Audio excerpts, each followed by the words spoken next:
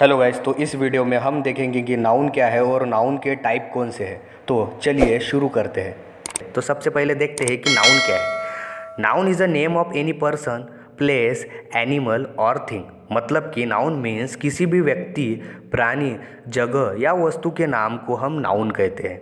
Noun सब जगह है, हमारे आसपास नाउन ही नाउन है। यहाँ तक जब बच्चा बोलना सीखता है तो सबसे पहले वो माँ ही शब्द बोलता है, तो माँ एक नाउन ही तो है। वैसे ही जैसे आपका नाम या मेरा नाम सूरज है, तो सूरज एक नाउन ही तो है। मेरे घर में टेबल है, तो टेबल एक नाउन ही तो है। मैं नागपुर में रहता हूँ, तो नागपुर एक प्लेस का नाम है, एक जगह का नाम है, तो नागपुर एक नाउन ही तो है। मेरे घर के पास एक काऊ है, एक काऊ एक एनिमल का नाम है, तो काऊ एक नाउन ही तो है। तो नाउन मतलब कि किसी भी व्यक्ति, किसी भी जगह, किसी भी एनिमल या किसी भी वस्तु के नाम को हम नाउन कहते हैं। ये तो हो गया नाउन। अब देखते हैं नाउन के types. First type of noun है proper noun. Means that a proper noun is a name of a particular person, place, animal और a thing. It means to say that किसी भी पर्टिकुलर, किसी भी स्पेसिफिक व्यक्ति, प्राणी, जगह या वस्तु के नाम को हम प्रॉपर नाउन कहते हैं। प्रॉपर नाउन एक आइडेंटिटी होती है कि उस आइडेंटिटी से हम किसी भी व्यक्ति, प्राणी, जगह या वस्तु को हम पहचान कर सकते हैं। जैसे कि सूरज एक व्यक्ति का नाम है, एक पर्सन का नाम है, तो उस पर्सन को हम उसके नाम से आइडेंटिफाई कर सकते हैं कि उस पर्सन का नाम सूरज है।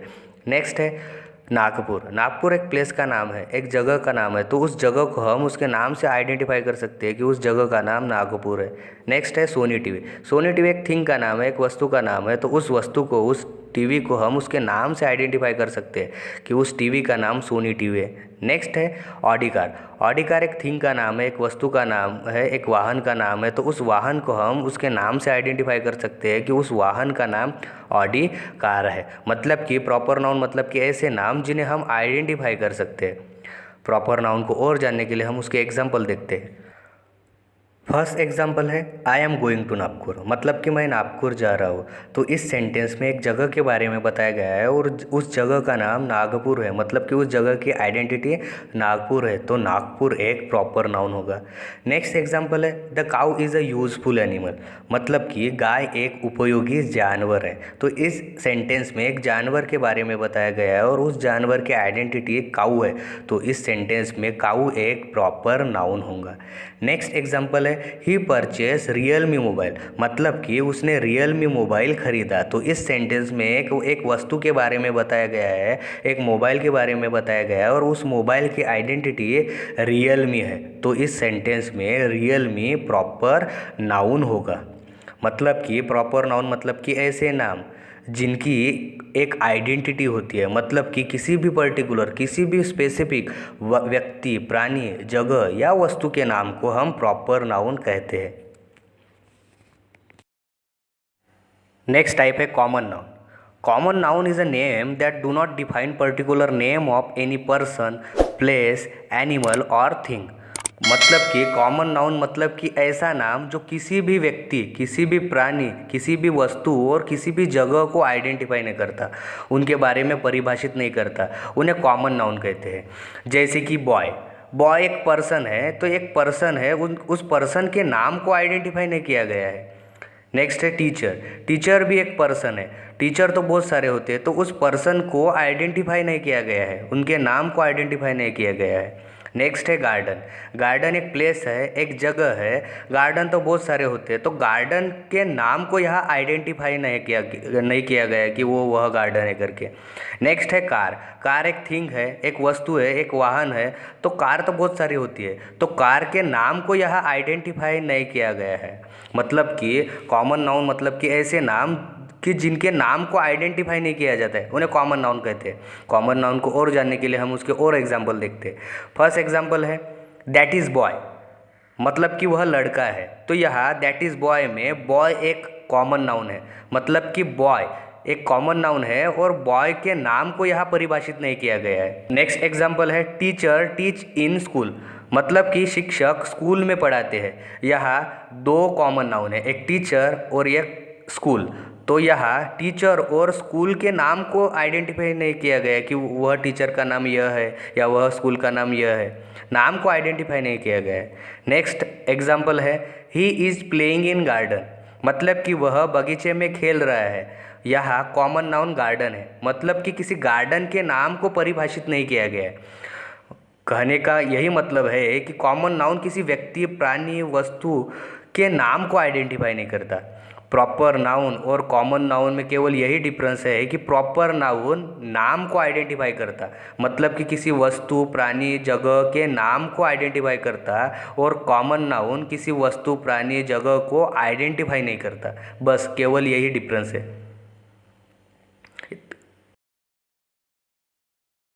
नेक्स्ट टाइप ऑफ नाउन है collective noun, means that a group of people, animal, place और thing are called collective noun, मतलब कि किसी भी व्यक्ति, प्राणी, जगह और वस्तु के नाम को, उनके वस्तु के समूह को, ग्रुप को हम कलेक्टिव नाउन कहते हैं।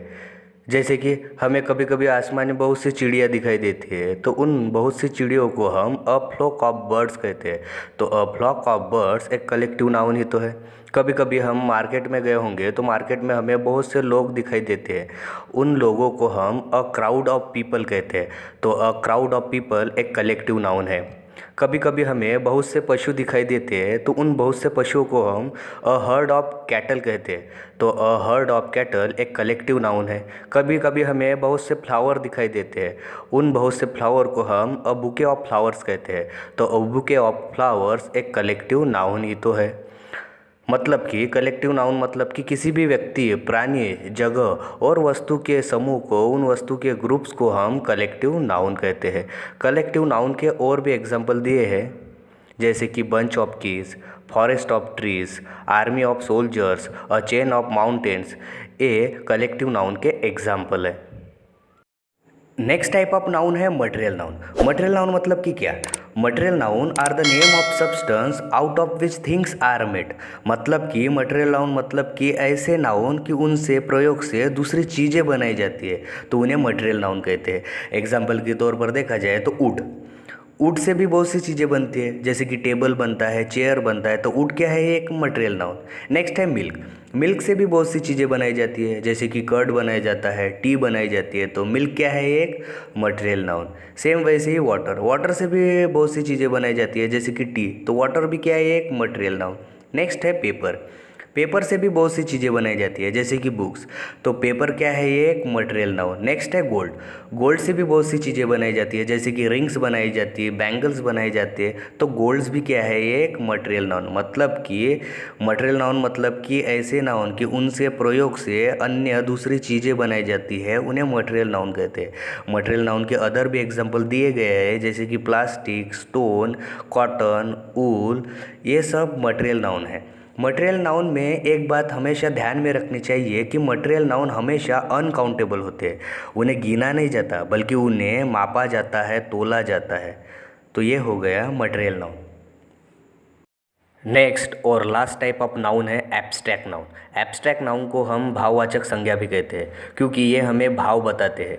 एब्स्ट्रैक्ट नाउन की डेफिनेशन देखते हैं कि एब्स्ट्रैक्ट नाउन की डेफिनेशन क्या है। An abstract noun is something that you cannot touch, see, taste, smell and hear, मतलब कि ऐसी हर वो चीज़ जिसे हम देख नहीं सकते, छू नहीं सकते, टेस्ट नहीं कर सकते, स्मेल नहीं कर सकते, हियर नहीं कर सकते, ओनली हम उसे महसूस कर सकते हैं, उन्हें एब्स्ट्रैक्ट नाउन कहते हैं। जैसे कि हैप्पीनेस एक फीलिंग है, हैप्पीनेस को हम केवल महसूस कर सकते हैं, इसलिए हैप्पीनेस एक एब्स्ट्रैक्ट नाउन होगा। सेम वैसे ही ऑनेस्टी को भी हम महसूस कर सकते हैं, उन्हें हम देख नहीं सकते, छू नहीं सकते, सिर्फ हम उन्हें महसूस कर सकते हैं, तो ऑनेस्टी भी एक एब्स्ट्रैक्ट नाउन होगा। सेम वैसे ही love, hate, anger, bravery, freedom और पेन, ये सब एब्स्ट्रैक्ट नाउन के एग्जाम्पल है। मतलब कि यह सब भाववाचक संज्ञा है, क्योंकि ये हमें भाव बताते हैं, क्योंकि हम इन्हें सिर्फ महसूस कर सकते हैं, इसलिए ये एब्स्ट्रैक्ट नाउन है। Get low when the whistle go.